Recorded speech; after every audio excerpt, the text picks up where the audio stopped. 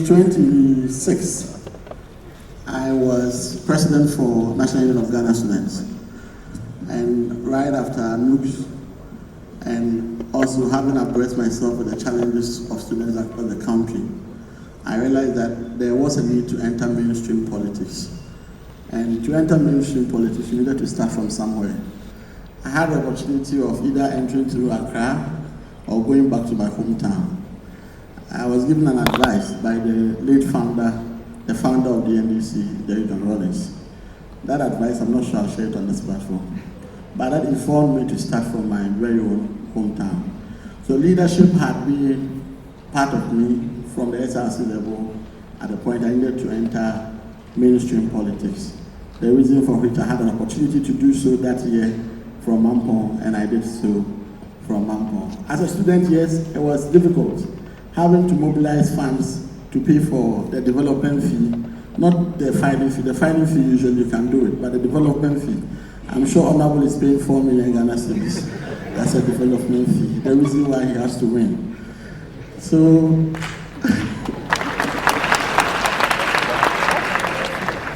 there's something we call social capital. Social capital is a network of people who are available to help you with whichever vision you want to pursue, among others. So yes, from my school days, I built these individuals who believed in my vision and my ambition, and for which reason I needed to fall on them and fall on family to be able to provide for some of these funds that were needed to be able to go through that hurdle. Challenges, yes, there were a lot of challenges. When I decided to contest, the incumbent, the former MCE, also from nowhere decided to also contest. And you would imagine having to contest as a student against a former DCE who just left office. Financially, otherwise, connection with the district and all that. It was a huge challenge for me. Age, yes, was a very huge challenge. So at a point, they would say things that would intend to provoke you. Once you go overboard, then they will brag you as being arrogant. Even in a situation where you want to be assertive and stand on your grounds, if you don't take care, they will brand you as being arrogant. So I needed to play it well, manage it well, convince the people why we needed a young person as parliamentary candidate instead of the status quo. And that was well managed, and I was able to win the parliamentary primaries. Moving on to the main elections, which was the NDC NPP battle. Mampong has ever been an NPP dominated area. My main aim was to win. The second aim was to make sure I bridged the gap, which I did so beautifully. And that gave me an opportunity to run for regional secretary for the party in the next election, because they realized that the efforts and the strategies I put up was able to bring the NPP votes down and be able to appreciate the NDC votes. And for which reason I was able to win as the youngest regional secretary in the next election. So these were the things that I went through as a young politician starting from my hometown. Thank you very much. Right, thank you. We'll take one question from my left. Okay, go ahead, sir. Thank you. So there should always be that difference between running a political party and running government. If you intermix what political parties do with what they're expected to do as a government, you end up being partisan with almost everything. Yes, you may have youth who have supported you to win an election to form government in the first place. So, in anything you are doing, you can give a fair quota to the political party to manage whatever they need to manage their youth with. And you leave the chunk of it for the great majority of the people who may not have a voice through a political party to access sin. Are you saying that party people first before the general Ghanaian population? They should be provided for, not first or second or third or fourth, but they have to be provided for. And once you make that provision, the rest or whatever. The rest is offensive. We are. What if? Wrong with the first? Honorable. What if? You said that. So what if I have no connections to you and I really need that? Then maybe it's not cast. Is that what you're saying? You are getting it wrong with first. No government can survive without their political parties. We cannot be hypocritical about it. That a youth would leave everything they are doing, follow Amoakohene in Japan, go and give all the showdown, and at the end of the day, you expect that you become president and will not take care of them. That will never happen. So make adequate provision for your political party. Once you make adequate provision for the rest, or if I say the rest, it doesn't mean that we are putting the political party first, but the political party must be catered for. If they are not catered for, that is where they will come on your neck, and everything now will turn into a partisan affair because you have not been able to provide it for them. Once you're able to do that and satisfy both parts, I don't see the reason why. So for me as a minister now, every Tuesday I decide I dedicate that for political party affairs. So if you're a party person, when you see me on Tuesdays. Every other day is for government business. So if you come and you're a political party person, I need to book you, I'll book you for a Tuesday. You need to give to what is Caesar, what is Christ, you give to Christ. Once you're able to do that, I'm sure that you should be able to satisfy both sides. It's painful, but it's a hard truth anyway. Yes, it's a hard truth. Now, our Queen, let's look at the... Yeah, so if you really want to go into tech, it will be fine. But I always think that once you have studied something in school for 2, 3, or 4 years, you have something within it that you can always specialize on. So don't always throw your degrees away because you want to be an interpreter. This gentleman was an economist and he still did something in economics and he's still an economist. So I think we shouldn't let people just go to school for 4 years and come out and think that they can do anything. But what you study in school, you can use it, build on it, find something within it that will make you better, create value, and that can give you some business. Thank you. Thank you. We open up the floor for a few questions. So if you have a question, kindly come up. Yes, put your hand up, mention your name, and then. Okay, so thank you very much. The framers of our constitution had a certain perspective at the time the constitution was being written. And the constitution definitely is a growing document to provide for current dispensation and issues that may come up. In time past, the age at which you even start school was around 7 years thereabout. Now even at 1 year, there are daycare schools that can take care of children and all that. So as the society progresses, there should be an avenue to make amendments of this nature. In America, I remember clearly, the age limit is 35. For instance, if Obama were to be in Ghana, I'm not sure he would have had the opportunity to become president at the age he became president.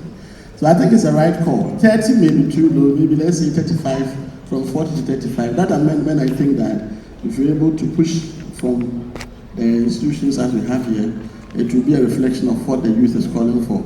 So that we can have a Gen Z president maybe in the near future. Thank you. That would be interesting. All right, thank you. So Honorable Amoakohene Japan will take the next question. Thank you very much. Anyway, his question is what actually I'm going to talk about. So I'll give him more about the question. My aim of becoming the president and also what I'll do for the youth. The answer is simple. As a businessman, I've come to realize that the youth are not given opportunities. When we talk of youth employment, all those agencies are not going to assure the future of the youth unless the government creates enabling environment suitable for business so that the youth will take advantage of it. Here, the youth is over-dependent on government for their survival. And no youth, depending on the government alone, can survive or be a rich or successful person. You have to take your destiny into your own hands and make sure that you take advantage of what is going on and move ahead. Don't wait until the government gives you assistance. So what I'm also going to do is very challenging for the youth to have startup capitals. We shall make sure we give startup capitals to the talented youth who wants to venture into businesses. The rest you will hear from me when I speak. $100,000. Now, according to Calgary, they are a free zone company. And so, which means that before I get the product out, I need to do duty, pay duty over the product before I get it. When I went to January, the duty they are giving me is 70% of the value, 70% of 97,000. And when you convert the 70% of 97,000, it's about 900,000 Ghana cedis before I get the product out to produce penny choco, which I have the intention to supply to school children. Because today we are celebrating Dr. Kwame Nkrumah. He used to give school children Milo, but today we are giving them porridge, fermented porridge. So my idea is to go back to Dr. Kwame Nkrumah. But here is the case that they are charging me 70% of the value. I wrote a letter to Minister of Finance. So what's the question? Yeah, the question is that I want to finish before I pose the question. I wrote a letter to Minister of Finance, Honorable Atufo. He minted on my letter to the GRA board to consider me for tax reduction. He is also saying that Honorable Minister has gone to Parliament to stop all tax waivers, so he can't do it. Here I am. What can you do for me? Thank you. Right. So, Honorable Minister, Engineer will take this one. All right. Okay, so Honorable Minister said I should start so that he relaxes some of the Okay. questions. Okay, so my question was from the gentleman who was asking how I'm going to balance religion and then ethics at work. Okay, so I'll be honest. It was my weakness. I mean, as somebody who started a business, if anybody did anything in the company house, as a church elder, you have to manage the situation, try. But thank God for my family, my brothers, and the other general managers I work with. Sometimes, when you're a business owner, you have to give responsibility to certain people who are very formal. And so now in my company, whether you're a church member or whatever, and you do something that is not proper, you are fired. But typically of a church elder, it was very difficult. I entertained that for 2 or 3 years, and I realized it wasn't good for the company. So now it's not like that. It's a formal company. We are brothers, we are friends, we talk, we laugh, and all that. But Honorable Kerejapo will say, if you got to be fired, you got to be fired. Can I ask you a question? Right. Add one more. Would you like to, yes. Yeah. Okay. So, no lone entrepreneur can make it in Ghana. It is an ecosystem. So the ecosystem involves the government, involves the religious bodies. Now, and he's saying this, I have the same thing in some of my companies. Being an elder of the Church of Pentecost, I'll fire a member, he'll come with my pastor, come with my elder. So let me share something with you.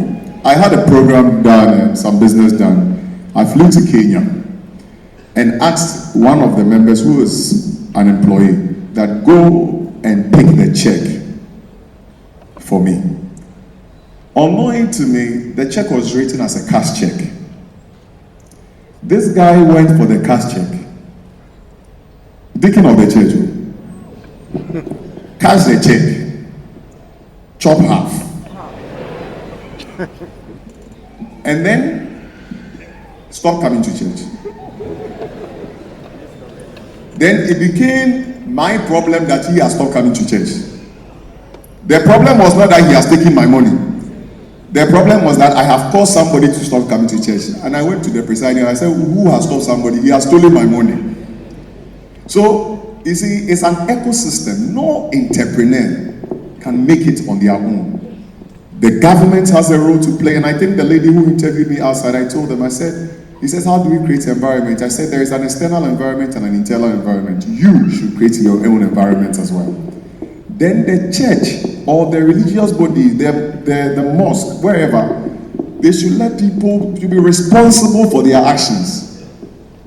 I employed a young man. I actually referred him. So if you had asked me, what one business the youth should go into, I said go into the business of networking. But then, this young man comes to me and I help him to get a job in a hotel. He gets into the hotel, has an argument with the lady, beats the lady up. Then the lady is sent to the hospital, and this guy is in the church. So I hear of the issue, and it becomes my responsibility to go and pay for hospital bill because I recommended him.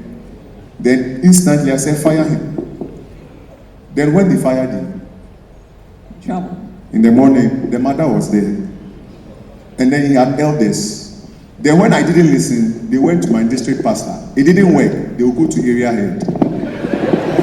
So by the time, yes, by the time you realize you have a whole church service, Right. they are there. So the religious bodies should be part of the ecosystem. Thank you very much. For the sake of time, we take a last one. And then Let me just add one more Right. to what is being said. I think for me, I don't like a system where we reduce everything to politics, reduce everything to relationship. Then that means there's a problem. There should be a system, there should be a structure, there should be a policy.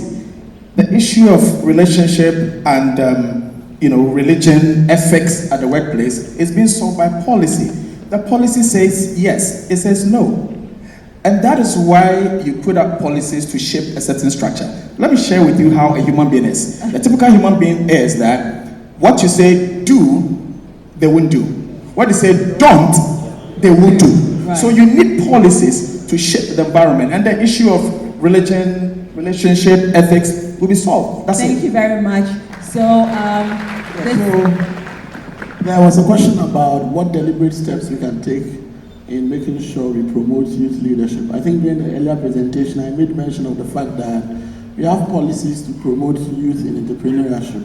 However, when it comes to youth participation in leadership, there is no legislation to that effect. So as a forum, we can put together a proposal so that instead of leaving it liberal to leaders, we can make it a youth affirmative bill where every government is entitled or expected to make sure they see 30% of youth inclusion in their leadership, among others. That is one way to go. Another thing I mentioned was the fact that forums of this nature, we should find a way to collaborate with government so that the youth ministry can adopt what you're doing and be able to provide some support for you, among others. I think I mentioned that as well. So I think that these are areas we can explore, especially in answering the first question in that regard. The second one had to do with the tax issue. So yes, there was a concern about the abuse of tax waivers in the system, for which reason, among other key sectors, they put a hold on exploring these areas, tax waivers, lands, and all that.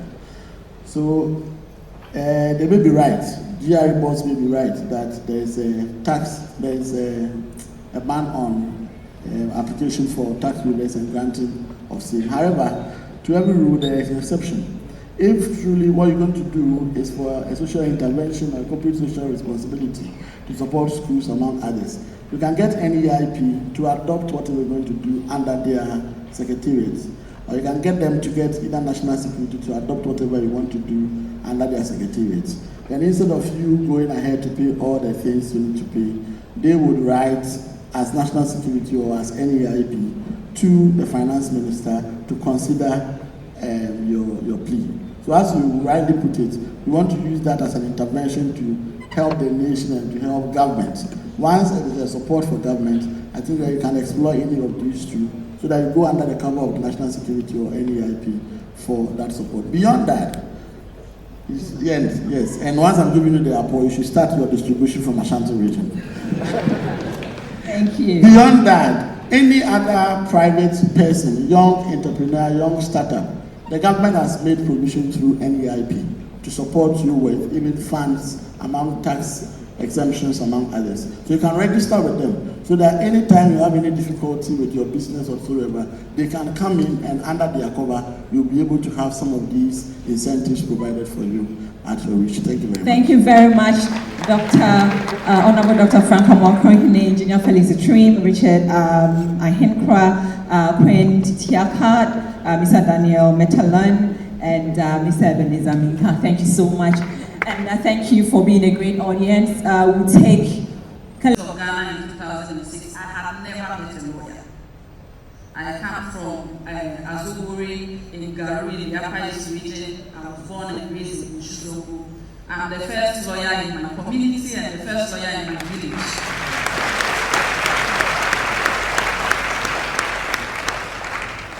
But these are the kind of steps that help with my navigation. I have a lot of mates from my primary school, Foundation of Jesus Preparatory School at Bushizogu, and Bokro MAJSS Block B in Kumasi. You see the children who go to Saito. If we start telling our stories, you go back and see your mates, and you know the only thing that has happened between you and them is the grace of God and capacity building. So if we want to talk about navigation, we cannot escape that conversation. But for the purpose of the kind of audience we have in this room, I'm not going to talk about capacity building as you go to school, learn how. No, that is not what I'm talking about. I want to specifically talk about specialization. Specialization. Yes, we have struggled with the educational system. We've gotten the degree. What's next? Are you going to hide in the room and look for a job and say whatever comes? If I don't want to teach, but if what's available is GES, let me take the letter and pass. Are you going to say, oh, I'm not interested in politics, but because I didn't get any job, let me follow a politician around so that we get something from me? No, that is not the direction you should go. If you want to end up in the formal sector, by the time you are done with your first degree, you should be clear in your thoughts, in your mind, what you want to be. And what you want to be should be driven by purpose. It should fulfill you. It should be something that you can live with, even if you have to do it 24/7. And when I was growing up, I said there is no lawyer in my community, I'll be the first. So far as I can remember, even at 13 years old, they were calling me lawyer because Kunya Sema Mekan. My advocacy has always been strong. And what I needed is formal education to formalize it. So when I was studying law, in coins, in political advocacy, it's never been a struggle because I love it. I think it's important that my community has a representation of a lawyer. You may be a good marketer. You come from a community where they weave baskets. They are not able to sell it beyond what they put by the roadside. Your specialization in marketing should be. Before I take my seat, let me give you an example.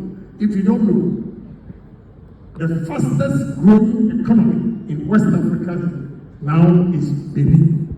And he's using two things. One, cotton. Two, tourism. Ghana, we produce cocoa over 100 years, and now we go to World Bank for 500 million. Or we hedge our cocoa for $500 million. A population of 9 million Benin. This year, the revenue from cotton was $650 million. Strike the average and see a population of 33.6 million looking for $500 million from World Bank, and a population of 9 million earning revenue of $650 million. That is the question. It tells you that our policies here are fundamentally wrong, and we need to change it.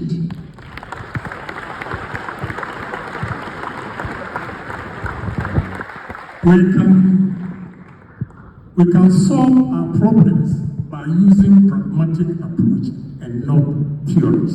Thank you very much. Thank you so much. Grateful for your time and your thoughts. Appreciate your passion and your